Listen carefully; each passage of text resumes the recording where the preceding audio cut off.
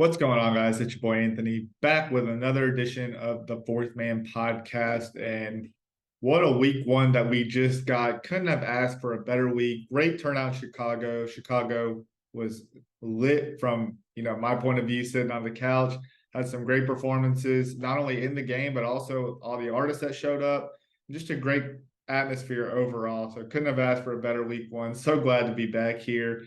And we got another great episode for you, kind of recapping a lot of the games, talking about any major changes that have happened. Nothing too major that has happened over the past week. We'll kind of review some of those things. And then obviously, you've probably seen the title by now. We get a chance to sit down with Power's new co-captain and Power's new rookie, Akil Mitchell, at the back half of this episode. So got a great one in store for you guys.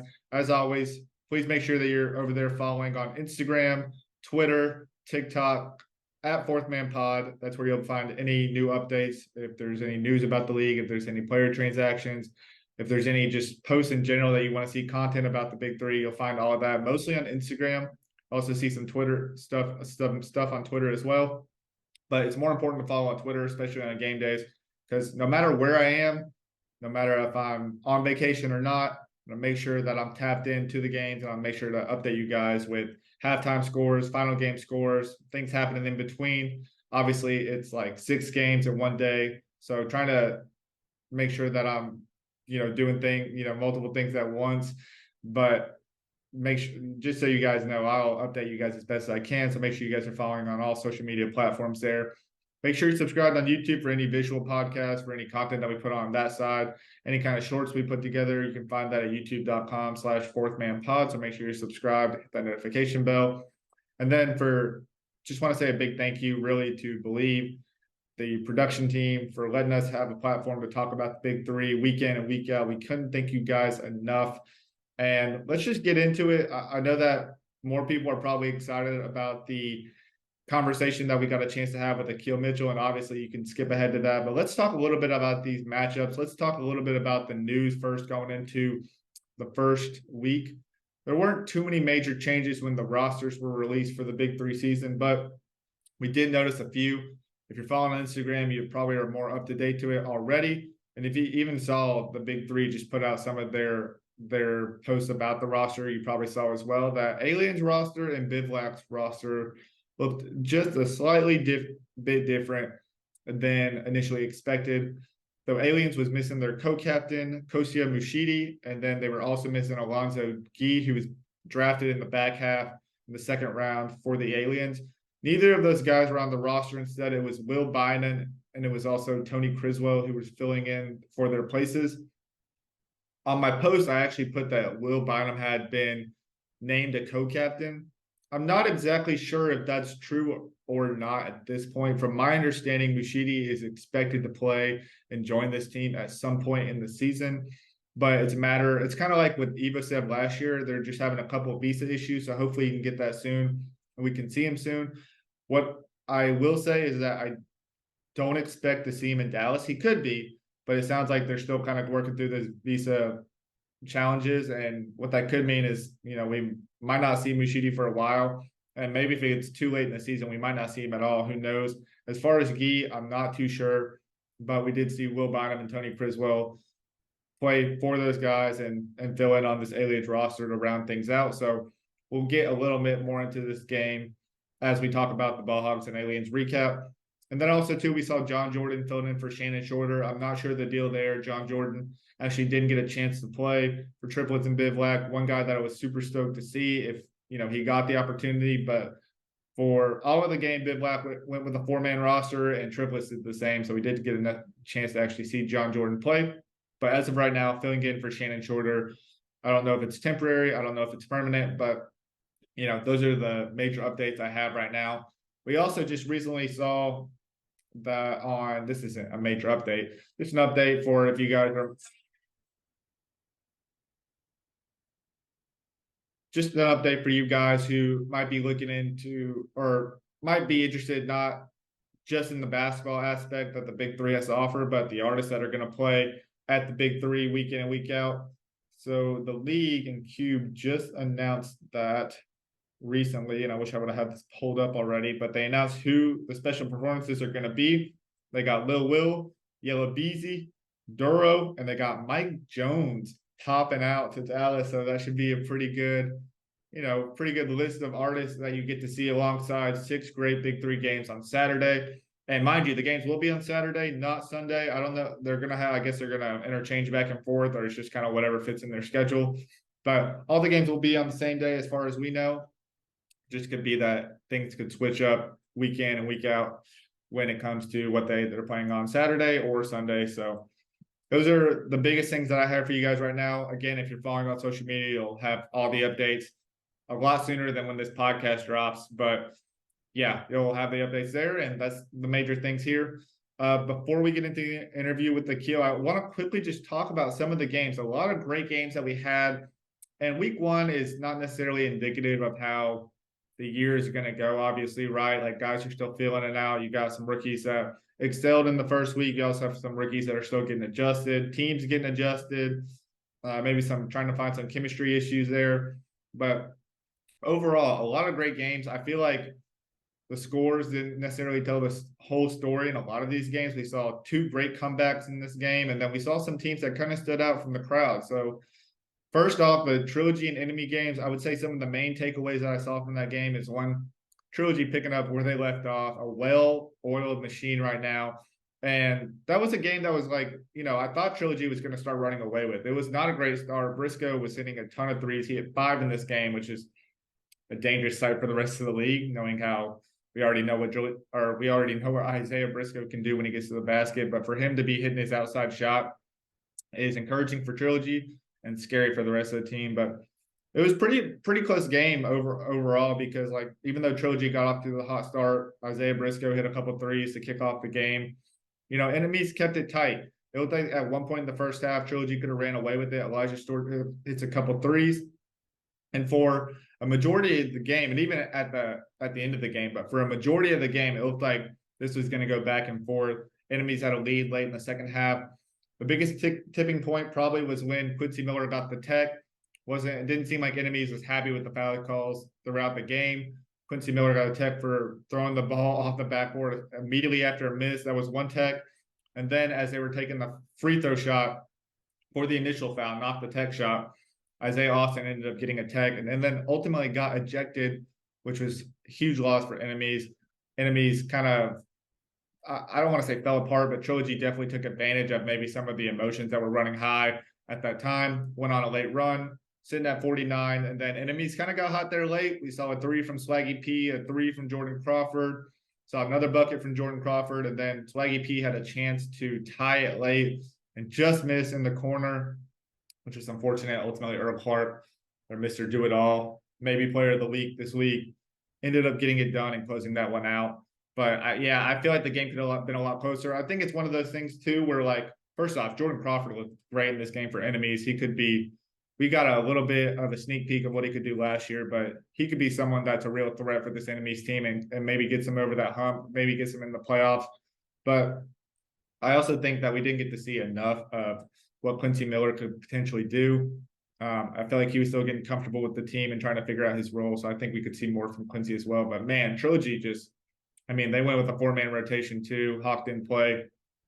But wow, they look maybe better than they did last year. It was mostly just Briscoe, Amir Johnson, and Earl Clark the majority of the game. James White played a little bit, but I think his role, he'll play less of a role this year. But wow, I was really impressed by Trilogy. I thought they were the number 1 team coming into the league. I mean, 3 chips, back-to-back champs. How am I going to doubt them at this point? But they look like they're not going to let up at any point. Someone's going to have to knock them off that throne. They're not going to be one to just give it up and say, "Here you go." So great showing by Trilogy. I'm still very encouraged by Enemies, and I think as long as they can keep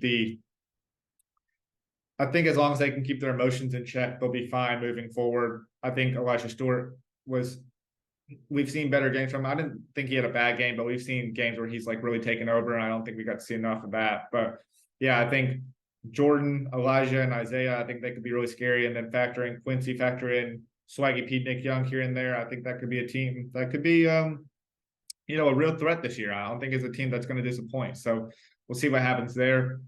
The next game was Triplets and Bivouac. Both these games were on CBS, by the way. The rest of the games on Big3.tv or TV.Big3. And honestly, the big two takeaways were, one, that ISO Joe is back. I mean, he did shoot 31 times, but he was kind of their main source of offense. 29 points and 16 rebounds in this one, but he looked really good. I mean, it looked like he's doing what he does. He's the face of the league at 41 years old, can still serve buckets in a variety of ways. And for the most part, I felt like Triplets was in control of this game. I thought Larry Sanders looked good in the early going. It seemed like Ryan Hollins and Larry Sanders, really the only time they were out there is when the other one was on the court. So they wanted to make sure they were kind of like accounting for that matchup there. But they look pretty good for the most part. I think they were missing a little bit of offense. Hopefully that can come from Damian Wilkins. Saw Jeremy Pargo being more of that facilitator. I mean, he scored a little bit, but I don't feel like he was as aggressive as we normally see him maybe. And I think he understands the situation he's in. And I think he knows that probably going to have, be more of that second scorer for this team to like really be able to go to the distance. It can't just be all on Joe. But for the most part, Triplets was controlling this game. I think Bivlac kept it close throughout the game. Looked like late Triplets was going to take over. And then I don't know. I mean, Gerald Green really kept him in the first half, did some incredible shots, but Garland Green looks really comfortable, really good in his second year. He had a lot of tough shots too, played incredible defense, clutch shots down the stretch.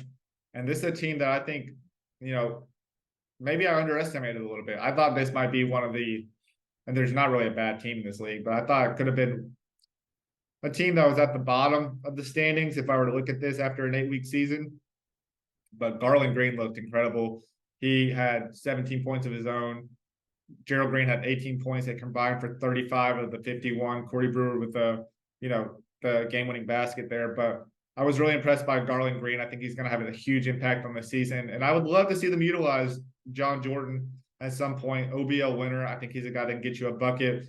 Not saying that they needed extra offense like Gerald and Garland did great at times, but I think and Garland provided a lot of spark off the bench when he did come on.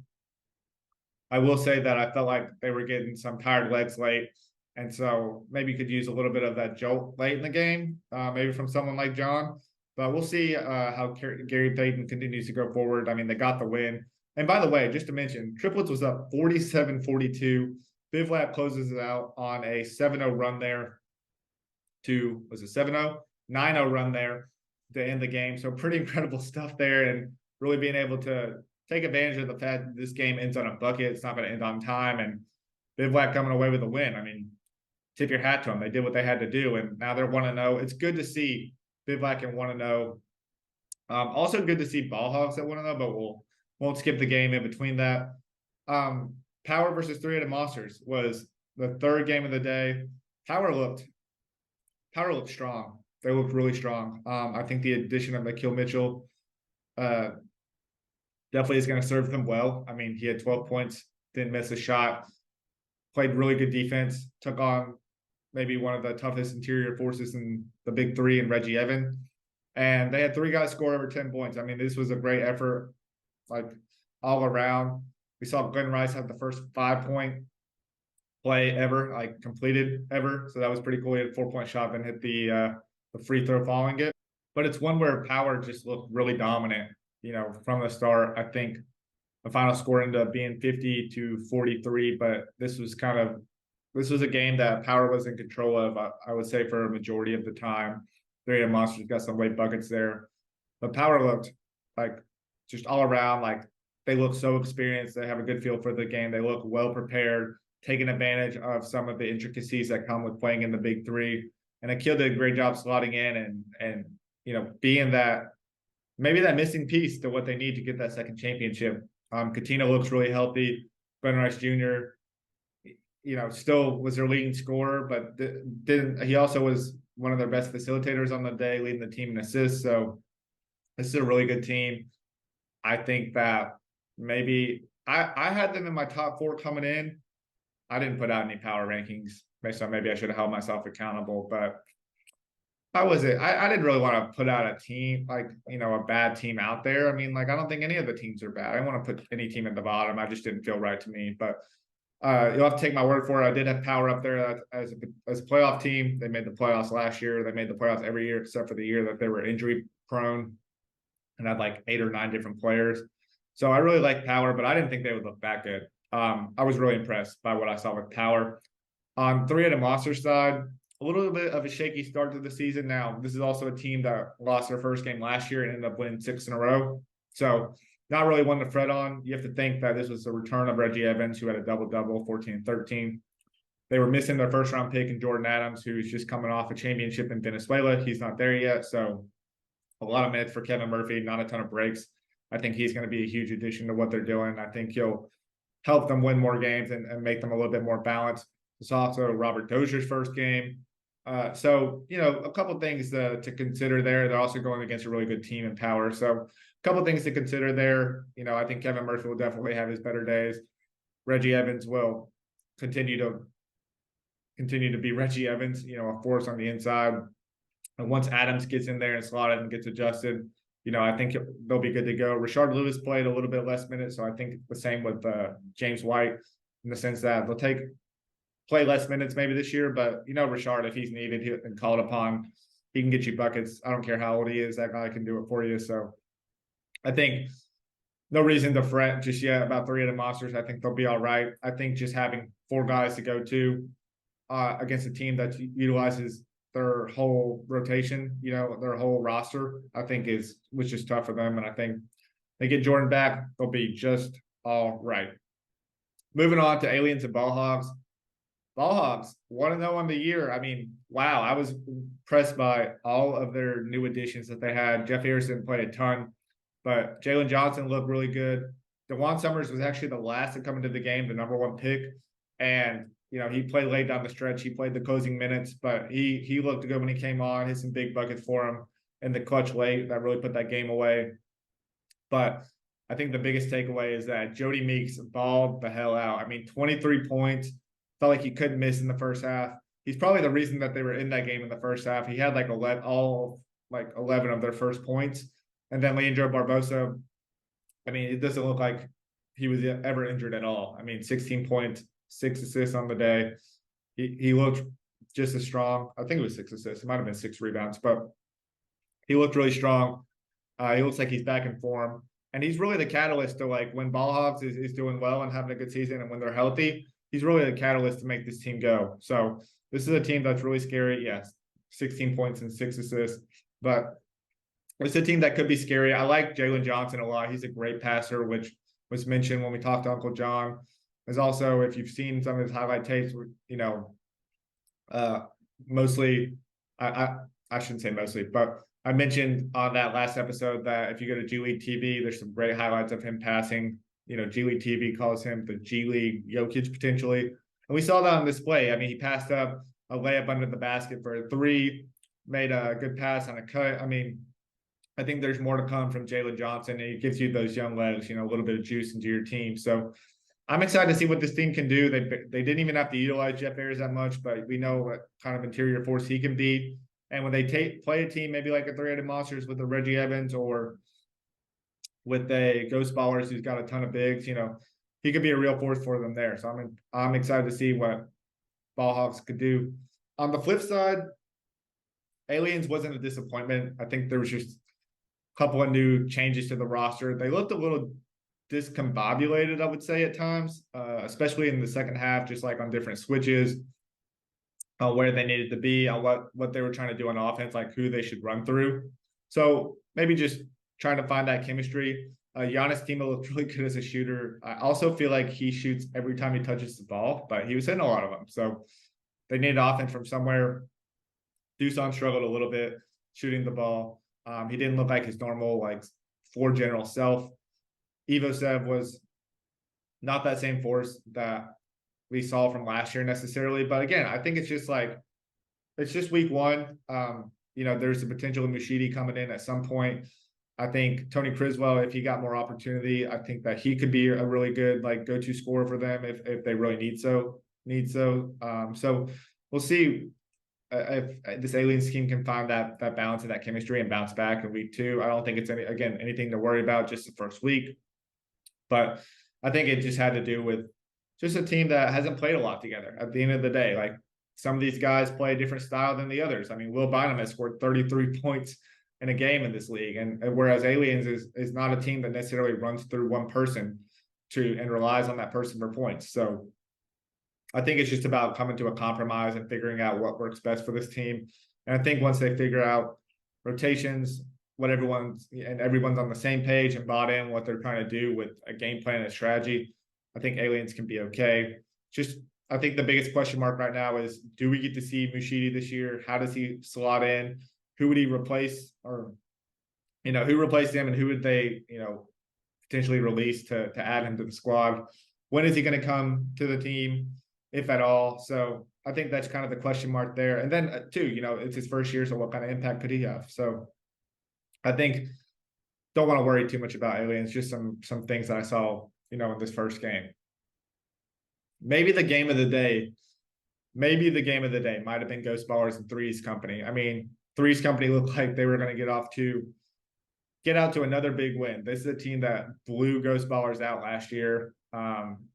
They just ran away in the first half, and then Ghost Ballers made a little run, but they couldn't necessarily catch up. This year was not the case. They were running away within the first half, and then Ghost Ballers really was able to assert themselves and find the rhythm and come back. They were down at one point 40-29 the second half, and then they had a 19-2 run that really catalyzed their comeback in order for them to start the season 1-0.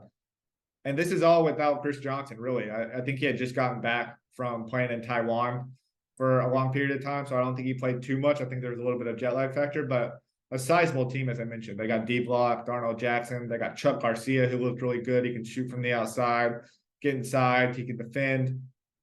And so this is a scary team. But I think the X factor, who definitely for this team, and I think the X factor in this game was definitely Jonathan Simmons. Once he found his shot, once he was able to hit that mid-range pull-up in the second half, he could not miss. He had 7 points in a row. He finished with 16 after only scoring 2 in the first half.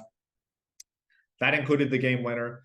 But I think they were missing that extra guard who could create their own shot, who could facilitate, who could defend on the perimeter. They only had Mike doing that for the most part last year. I mean, you had Jermaine and Ricky as well.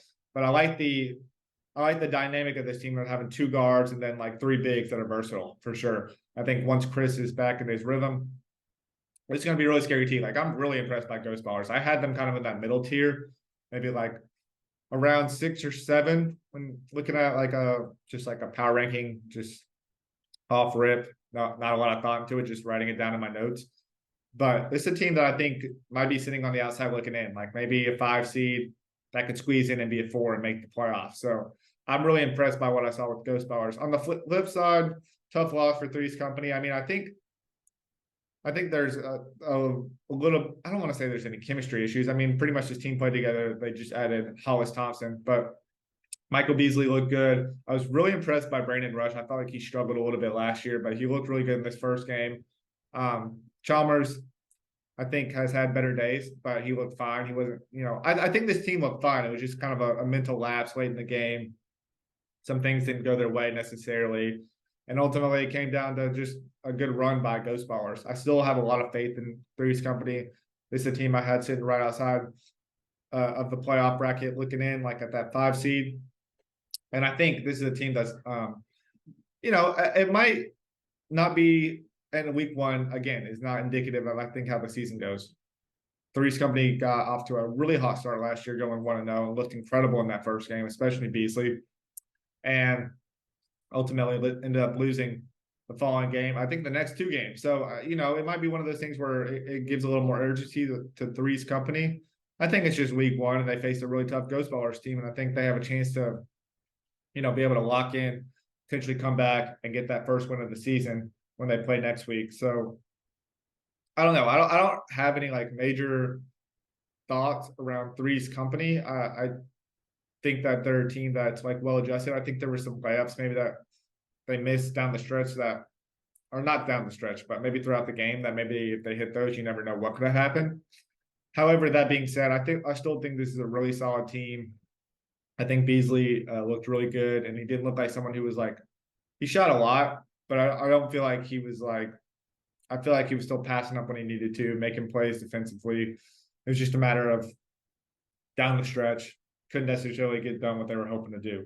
And I'm over here on my phone looking at the matchups for next week, and Threes Company gets a chance to play another 0-1 team in Killer Threes, who was part of the last game against Tri-State, who, if Trilogy's not the best team, it might be Tri-State. I mean, they looked really strong, and they did that all without really a good day from Deshaun Stevens, who I thought was one of the best players in the league last year, was an all-star with Aliens, was really a big reason why they made the playoffs last year.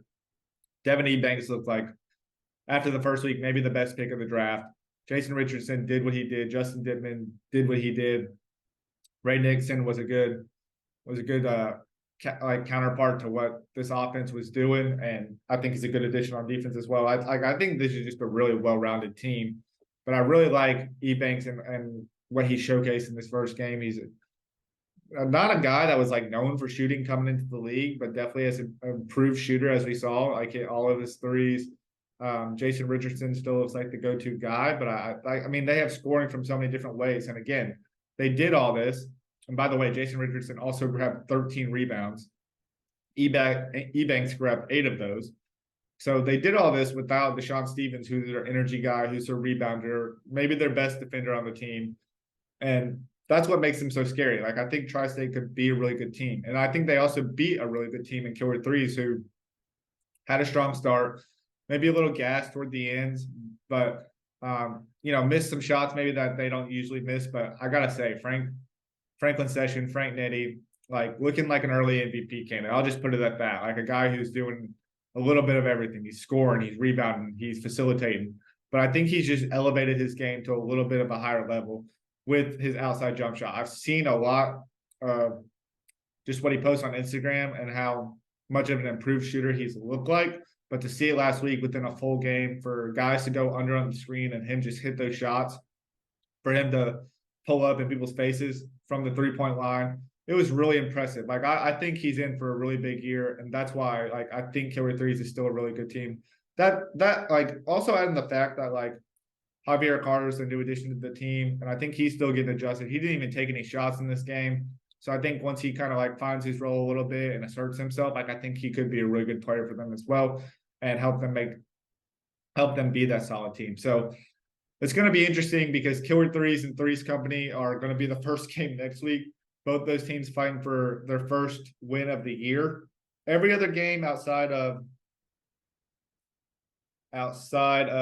Power and Tri-State, every other game is a team that's 1-0 going against a team that's 0-1. So be pretty crazy if all the 0-1 teams ended up coming away with a win. But Power and Tri-State, one of those teams is going to be 2-0. Will another team join them? Who knows? But one team is going to be 0-2 for sure in that Threes Company and Killer Threes game. And that is really going to be not only a tough pill to swallow for those teams, seeing how it's not a long season, but also too, just like, don't feel like either of those teams really, I mean, maybe this changes next week, but either of those teams after week 1 looks like a team that would lose their first 2 games, like, at all. So just my takeaways from the first week. Would love to hear from you guys. Let me know in the comments on YouTube. Let me know on Instagram and Twitter. Feel free to add me. Like, I'm always happy to have the conversation. I always love talking Big 3, and very general topics. Obviously, like, I didn't dive super deep into like specifics or anything, but just some things that I saw from a 10,000 foot overview. And I'm really impressed by all the teams. Like, I don't think one team looked necessarily bad. I would say if any of the teams that did take a loss, it had to do with a little bit of miscommunication, not the chemistry not being, 100% aligned from the get-go. And that's expected. Week 1's to get out some of those kinks, try new things and see what happens. I think we had some great bring the fire matchups. Again, saw the first 5-point play ever converted in Big 3 history from Glenn Rice Jr., so that was dope.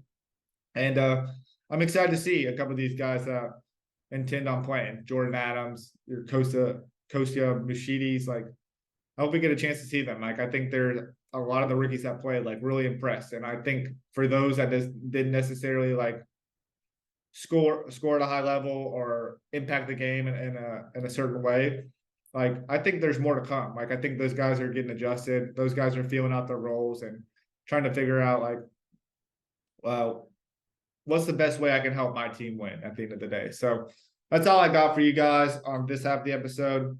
Hope you guys enjoyed week 1 as much as I did. Let me know what you guys think of week 2. I'll give you just a quick look at who I think might win in week 2. I thought it was going to be quick. I thought it'd be easier than this. I don't know. I'm going to say Three's Company over Killer Threes. That's tough to say, but I only say that because I feel like they are not going to let a second one slip away after losing the first one. Power and Tri-State. And Power looked really good. I had a Power guy on this week, but I'm going to have to rock with Tri-State. I just have high praise for him right now. Enemies and Ball Hogs, like, that'll be interesting.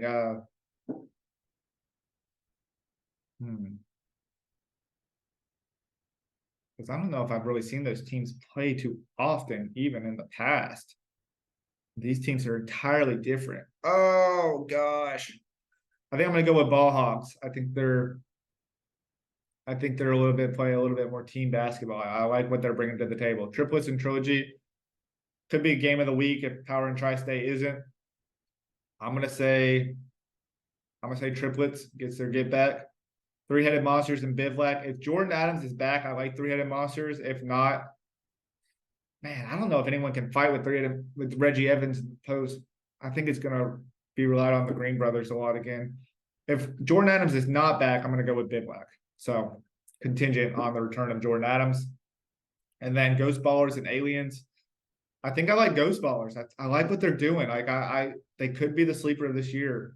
I really feel like they've been close.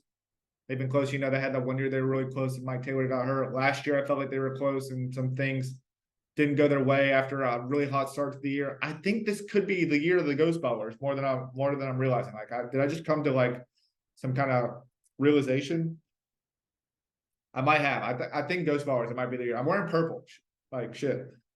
Yeah, I don't know. I like Ghost Ballers over Aliens. Let's just put it that way. Those are my quick picks for week 2. That's pretty much what I have for you in this half of the episode. Make sure you guys are following on all social media platforms at Fourth Man Pod. That's 4TH Man Pod. Make sure you're subscribed on YouTube and hit that notification bell for all visual aspects of the show and any kind of other content you might not see on those social media platforms. And then a big thank you once again to Believe. We can do it without you guys. You guys give us a platform week in and week out to talk about the big 3, and even all year around when there's not a lot going on. You guys provide us with a platform to continue to talk about just the guys in the big 3 and what they're doing, you know, when they're not playing in the league or when the year's over. So appreciate you guys that Believe. And that being said, I'll shut up now and let's get to our interview with Power's co-captain and Power's rookie. All right, cool. So today on the show, we're super excited to welcome on longtime overseas vet, also the co-captain of Power now, Akil Mitchell. Akil, thanks again for coming on the show and welcome to the league. Appreciate it, man. Thanks, Anthony. Thanks. Yes. Thanks for having me.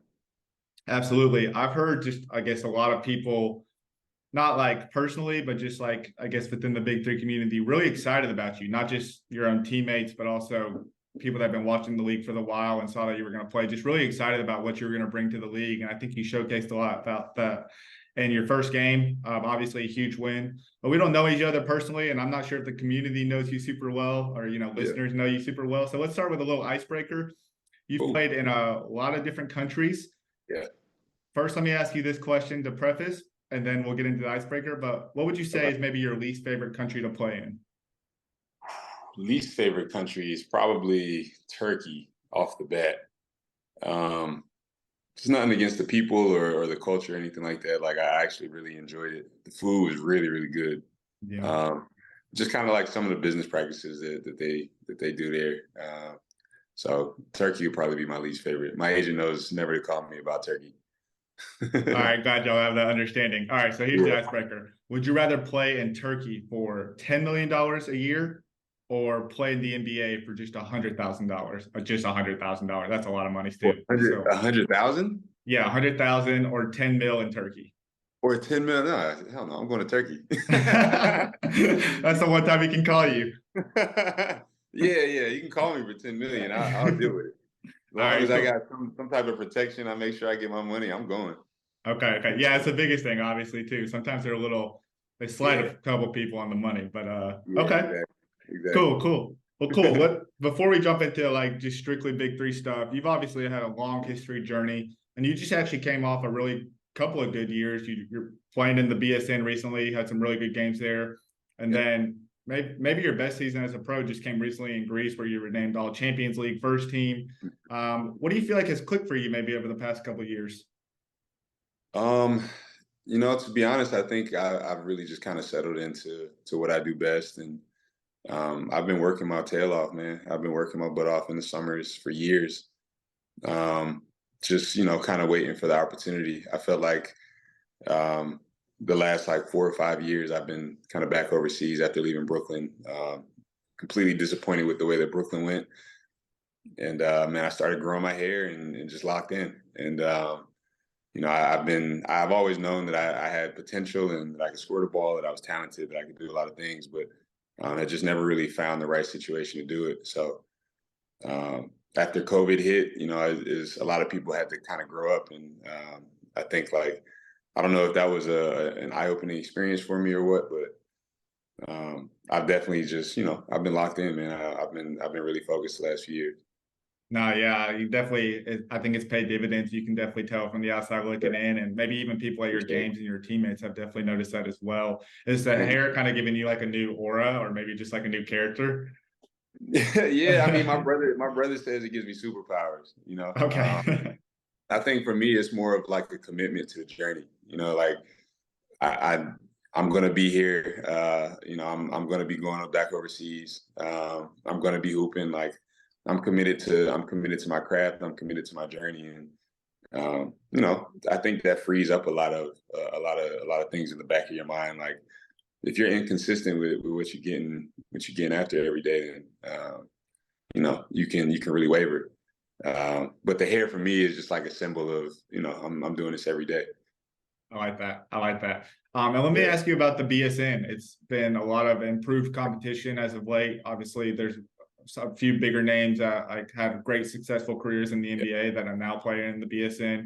For you to even like, not just compete at that level, but also play really well in that level. I mean, talk a little bit just about the raised competition in the BSN and just going against some of those guys that have had successful careers in the NBA.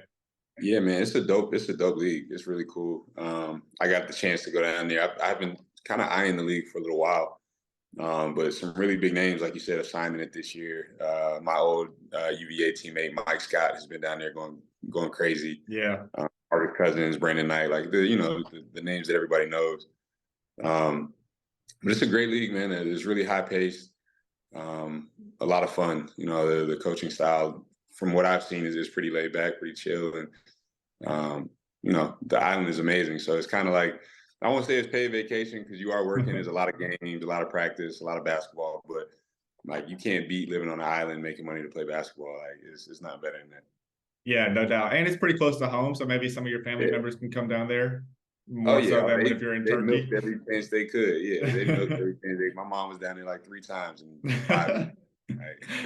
That's what's up. That's what's up. Well, your mom can definitely see you play more games in the Big Three now being stateside. First off, how did you hear about this opportunity? Obviously, you're getting to come into a really good team and power that's really just like created this great sense of culture. I think led by obviously Nancy, but also Coutinho as well, just being there for all 6 years. I guess like how did you hear about the opportunity to play in the Big Three, and how did the co-captain position become open to you? Yeah, so Nancy's son TJ played in Israel. I've obviously played in Israel for a couple of years, so I had known TJ for a little while. And then this year, while I was playing in Greece, we played against TJ's team. So TJ and I caught up a little bit. I destroyed them a couple of times, and after, you know how that goes. And after the season, Sure. TJ called me like, "Yo, what do you think about the Big Three?" And I wasn't really sold on it at first. Like I said, I left Greece, went straight to Puerto Rico, and then I left Puerto Rico and came straight to the Big Three. So I was a little worried about just kind of overuse and too much playing. He kind of talked me through it and was like, "Yo, it's a great opportunity. I think you should do it." And he told me like, he told me kind of some of the details of the league, and I was like, "Yeah, let's do it. Let's do it." Nancy's a Hall of Famer. Kat is an amazing vet. Like Glenn Rice and I have played together before, so it just kind of fit for me. And like you said, I stepped into a great culture, a winning culture, and I'm looking forward to the rest of the summer. I feel like TJ, even before he's on the team, has always been kind of a big recruiter. And I feel like it Yeah, always stems from like guys he played against in Israel or guys he played with in Israel. yeah, Because he's yeah, obviously for out sure. there a lot. So that's cool. He's always doing it for his mom there. What do you Yeah, feel like was maybe the selling point and even just like kind of put you over that hump a little bit to take the opportunity? I mean, honestly, man, I just wanted to be home. Like, I wanted to be Mm-hmm. home weeks. I miss my family. I don't get a chance to see them a whole lot. I've been gone for the better part of the last 3 or 4 years. So Wow. when he told me that I would be able to spend my weeks at home and then travel on the weekends to play, that's when I was like, all right, cool. I can go home. I can see my doctor. I can see my physical therapist. I can see my trainer. Like, kind of keep up with my routine just to make sure that I'm still staying healthy over the summer and still getting rest. Yeah. But I also see my little cousins and nephews and nieces and my mom. It's all of that is really important for like my mental health as much as anything. So Yeah. um, when he told me that, I was like, yeah, that's pretty cool. Like, you get paid pretty well to go home and take care of yourself on the side. Yeah, no doubt.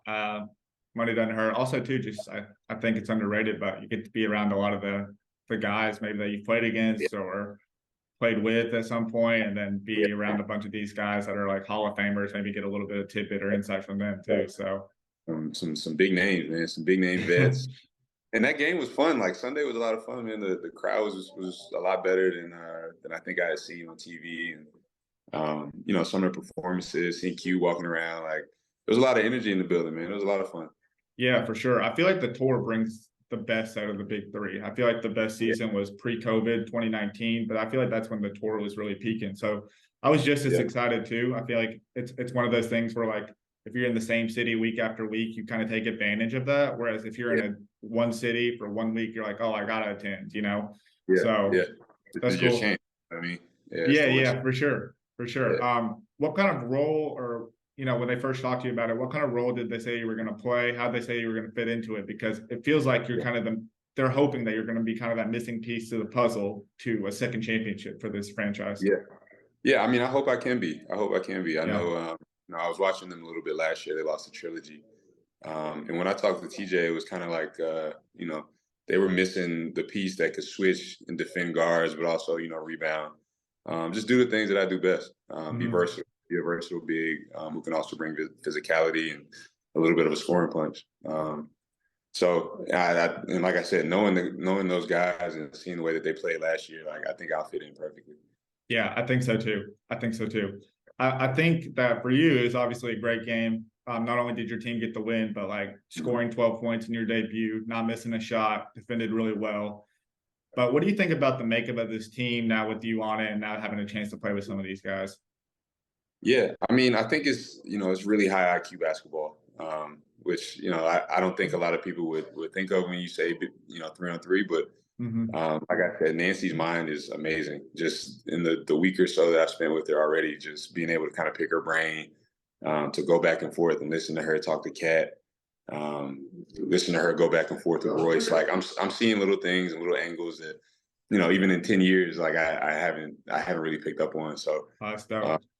I think that's one of the things that's going to be, one of the things that we can really hang our hat on is just, being, a high IQ team. I'll be able to bring some speed and some youthful energy on the floor, and they'll keep finding me on rolls and little dump offs and stuff like that. But I think, like, more than anything, we'll be able to outsmart a lot of teams and just get it done. Yeah, I feel like experience comes into play. I feel like Yeah. TJ adjusted really well to it, but like, Mhm. yeah, like you said, I feel like it's a different type of IQ too, just and knowing 3-on-3. Like, were there maybe concerns for you? Whereas, like, I should say some teams kind of go a little bit more ISO ball. They play a little Yeah. one-on-one, not really sure what kind of sets to run. Was there a little bit of concern for you coming into the game of like maybe not just the adjustment factor, but also too like what is kind of going to be like a way for us to really outsmart people when we're Yeah. going against them in different matchups in 3-on-3 setting. Well, I mean, I think, like, we have guys that can score 1-on-1. Even Yeah. Cat at 50 damn near can go to the bucket every now and again at 1-on-1. But it's Mm-hmm. so physical. The game is so physical, and they allow so much to go Mm-hmm. that you don't want to go 1-on-1 every possession if you don't have Yeah. to. Like, I'm not Joe Johnson. You know what I mean? Like, I'm not gonna give you 30. I can score here and there on the block, but using my speed, using my athleticism to avoid a lot of that physicality, to set screens at good angles so that guys can get downhill or open cat up for a shot. And then there's just so much space. Like, that's the amazing thing about it, is there's so much space that if you play the right way and you play with guys that can pass the ball like all of us can, it's almost impossible to guard, man. Just finding open spots and getting to the rim when you can. Yeah, definitely not a lot of room for error for sure. And I just feel like they've just done such a good job. I know you mentioned that you got to come into a really good culture, a winning culture, but also too, just like, I would say even a family oriented culture where everyone really cares for each other and everyone really cares for not only to make sure that everyone's bought in and come together to win a championship, but make sure they care about your well-being off the court as well, and make sure that you guys are tight knit. I mean, even last year, these guys got together in Dallas for 4 weeks when the team was struggling a little bit, and ultimately led to a playoff run, championship run. Just talk to me a little bit about the culture you experienced so far in your first week.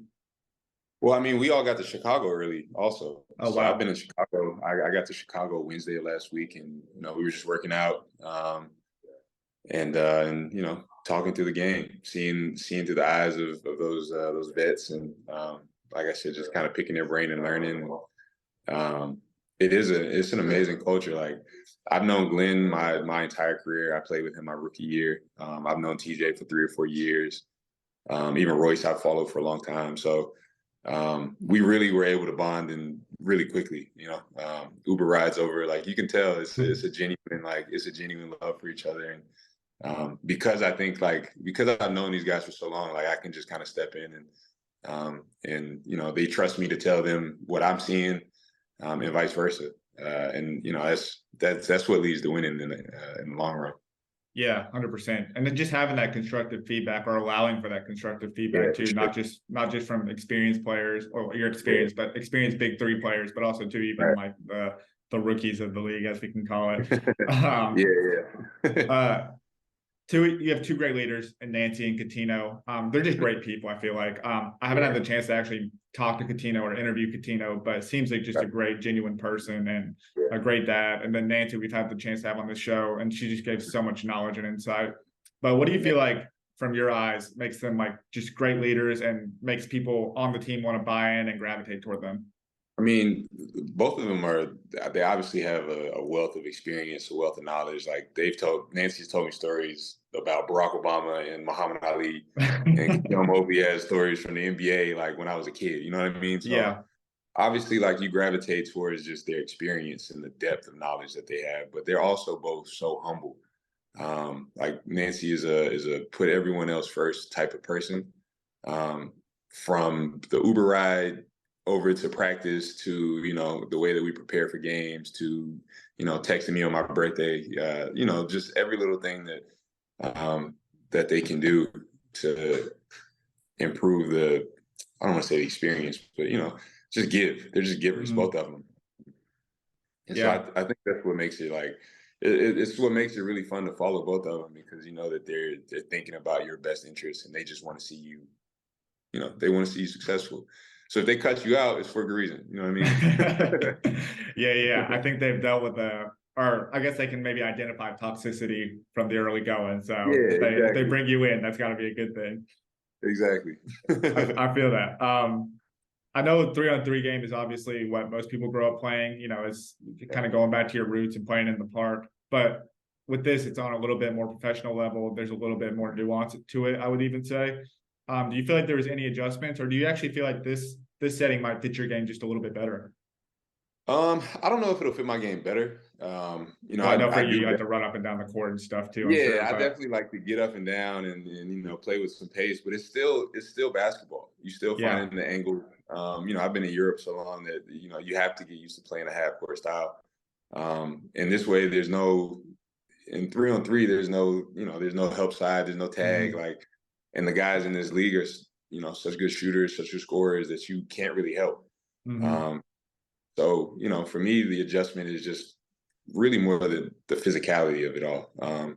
Just trying to learn, defensively, how much I can get away with, and then, how to attack, which I think I'm going to be able to figure out pretty quickly. Every game's going to be different, but it's fun, man. It is a lot of fun. I had a great time. I had a great time on Sunday. Man, that's great to hear. One guy who has probably figured out how to get away with the most physicality as possible is Reggie Evans. He's been in Yeah. this league long enough, and he's arguably the best big Dude, man in this league. I have a knot on my head from Is Reggie that elbowing me still.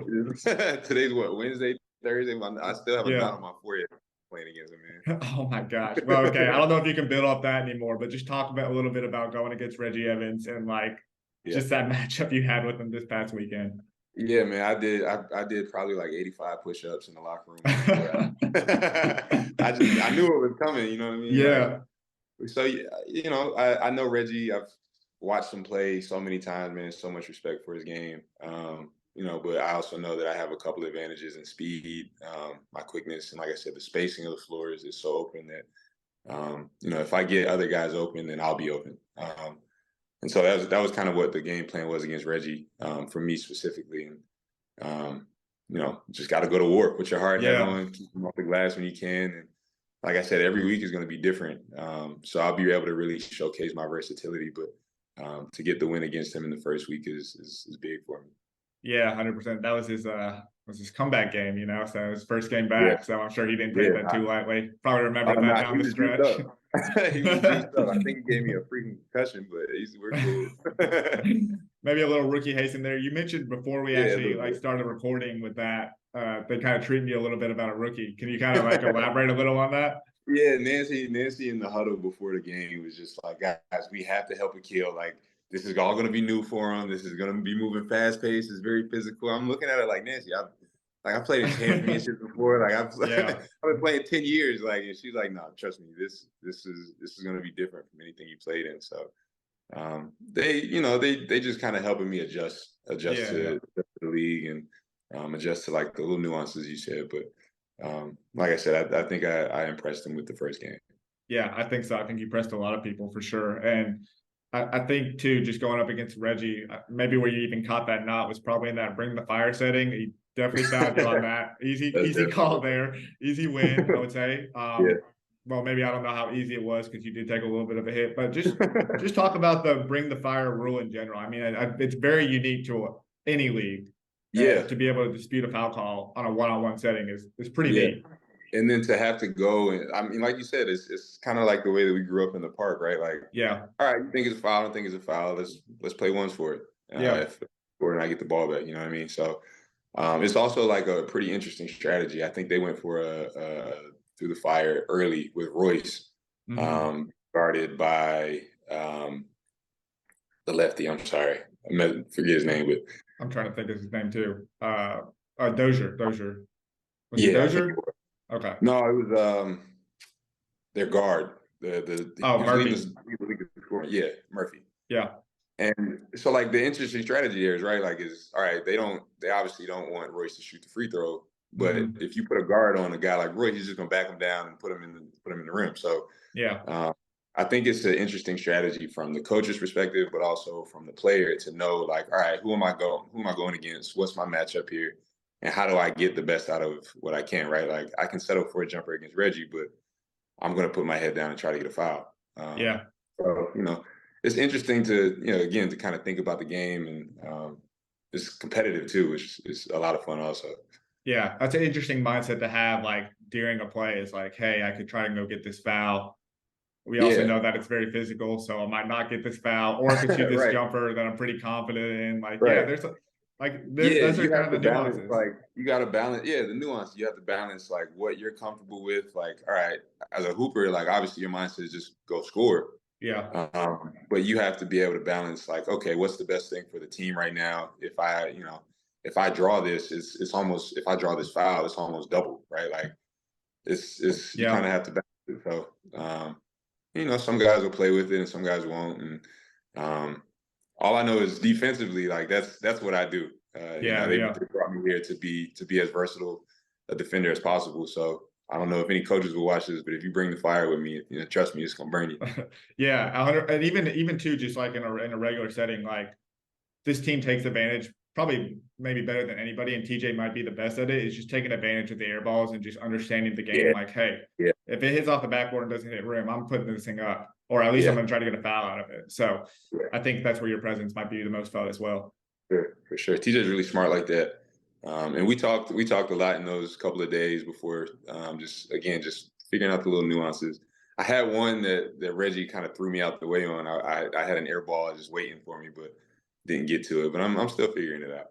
Yeah, well, you don't have to face Reggie Evans every week, so hopefully that won't happen. Yeah, thank God. Man. I would die. You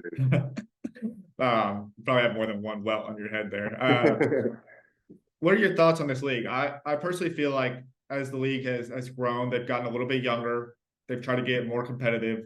They've tried to bring in guys that maybe as a casual fan, maybe they don't know about all the great players out there, but as like someone who watches basketball a lot, they're like, oh, there's a lot of really good players in this league, making it the most competitive year that we've probably ever had. That's personally how I feel watching this league since inception, is that this is the most balanced playing field that we might have ever had. What are your thoughts on it? Do you feel kind of like that's the same way, or do you feel like there might be one team that stands out to you? So we watched Trilogy, obviously the defending champs, right? Like they're coming back off the championship. Earl Clark is a guy that I've known for a long time. Isaiah Briscoe looks like he's shooting the ball really well. So they're definitely going to be a team to watch. A lot more ISO ball in that, but their scorers are so good that they're dangerous that way. So that'll be a really good matchup, I think. I'm looking forward to that one. One of the teams I'm definitely watching. But like you said, it is a really balanced league. A lot of scoring, a lot of talent, and a lot of experience. Really on every team, which is fun, man. It's cool to be a guy like myself who people might not know. But I go out there every day and do the same thing over in Europe. It's just people don't get a chance to watch. Right. You know what I mean? There's a lot of really good, talented players that people don't know about. That we'll get a chance to showcase it in the BIG3 this year. So I think I haven't really been too attached to the league before this year, but for sure. so I can't say it's better than last year, or the year before, or whatever. But I know it'll be very competitive this year, and like I said, I'm looking forward to making a name. Yeah, you could argue maybe that even people overseas in Europe, in Asia, in Australia might know American players, like just like globally, or just I guess as a whole, better than maybe most people know just in America. So that might be true. Yeah, that might be true. Because like obviously everybody in America knows most of the NBA players, but like there's not a ton of people that are like necessarily like watching everybody. And I think it's one of the things I love about this league, and even different iterations of basketball leagues in America, is that get a chance to really see the amount of talent that's out there and how hard it is. Like it makes it that much like better perspective, like how hard it is to be an NBA player, every year, every year. And it just goes to show how many good players we really have. Like we could probably put together like multiple great Olympic teams, if given the opportunity. So for sure. It's also a big head nod to guys like Tino Mobley, man, who 50 years old is still putting together good basketball, and to have had such a long stretch in the NBA, but to still be able to, get up and down, play every day, like that's amazing. So shouts out to guys like that who, have proven themselves in the NBA, but are still clicking, still rolling. And like, you see just how crazily insanely talented, and how hard they work in their bodies. Like it really is a testament to guys like that. Yeah. Want to ask real quickly about Coutinho. Coutinho is someone who's helped this team win a championship, but he's struggled a little bit with the injury bug the past couple of years. He looked really healthy and really good, I would say. And last week or last Sunday, just playing with you guys, how do you feel like Coutinho's holding up, and how you feel like he's in for a big year? Yeah, man. I mean, just meeting him for the first time last week. But in the practices that we did get in together, he looked spry. He looked pretty healthy. Looks like he's eating well. Told me he's lost a little weight from last year. So, I mean, shit, man. If I can do that at 48, 49, whatever he is, like, for sure, I'll be very, very happy. Like the injury bug doesn't at that age is not a bug. It's a monster. So hopefully he'll be able to stay on top. I don't think we'll push his minutes or anything too crazy this year, and I think he'll be able to give us some good sparks here and there. Yeah, him and Rashard are like two people that have just like impressed me year in and year out. Like, how do they do it? How do they continue to be a great contributor to their team? So that's cool. Last thing I want to ask you is about just this upcoming weekend. You mentioned it or kind of alluded to it, is that you get to play the champions in Trilogy. Obviously, this is a big game for your teammates who unfortunately took that loss in the championship game. And the score is not necessarily indicative of how the game went, but Trilogy kind of went on a run and to end it there. And, you know, big game where they're looking probably for a little revenge, but also to like your team is hoping to start off to get off to that 2-0 start. Yeah. What do you feel like is the approach that your team is taking just early on, and where do you feel like you can have the biggest impact in that game? Yeah. Well, again, like I think my versatility will be pretty helpful. That was when TJ called me this summer and asked me to come. Like that was one of the things he said. Like if you go watch that game with Trilogy last year, like Earl Clark was tough to guard, tough to defend, and they just had some problems defensively. So I know it's going to be a physical game. I know that we bring physicality every week, but you know, Royce might be wanting to get some get back. So it might be a little more physical than usual. But if you ask me, like where my impact is going to be at, I think it's going to be on the defensive end. I think we'll score enough points to keep it competitive, but if I can defend and rebound and you know, help my teammates, you know, get into position to win the game, that's what I'm going to do. 100%. I'm looking forward to that. It's probably game of the week, I would say. Just a rematch of the championship. I'm excited. For sure. But Akil, best of luck this weekend. I appreciate the time. Good to get to know you, and best of luck all season. I mean, this is your first year. Hopefully no more knots coming your way. Hopefully you stay healthy. And let's see if you can get that revenge for these guys out here. Anthony, cool, man. I appreciate it. Appreciate the conversation. It's nice to meet you too, man. Yes, sir. Absolutely. All right. That was our interview with Akil Mitchell. Hope you guys enjoyed that conversation as much as I did. I really just enjoyed getting to know Akil and just kind of, I don't know, he just feels like a really humble guy. Like he's just someone that takes basketball very seriously and very professionally, but someone that seems like he cares a lot for his family and is willing to play his part and helping a team win a championship. So guess we need to give a big shout out to TJ. Thanks for, you know, recruiting him and bringing him to the Big Three and, you know, bring him to your team. Hopefully he's that missing piece for you guys, but big thank you to Akil. I appreciate the time, and best of luck to Power moving forward. And thank you to all you guys for tuning in to another episode of The Fourth Man. Again, make sure you're following on social media at Fourth Man Pod on Twitter, Instagram, TikTok, wherever your preferred social media platform is. Make sure you're subscribed on YouTube, and thank you guys to Believe for giving us this platform each week, especially during the Big Three season. That being said, I hope you guys enjoy week 2 in Dallas. Hope there's some great performances out there. Hope you guys show out again. They had 10K plus in Chicago, so can you do better, Dallas? Big Three comes here every year, just like Chicago. So we'll see. We'll see. At this point, it's a competition. The bar has been set. But for all of you going to Dallas, be safe. Enjoy the games. Enjoy their performances. And we'll see you guys next time.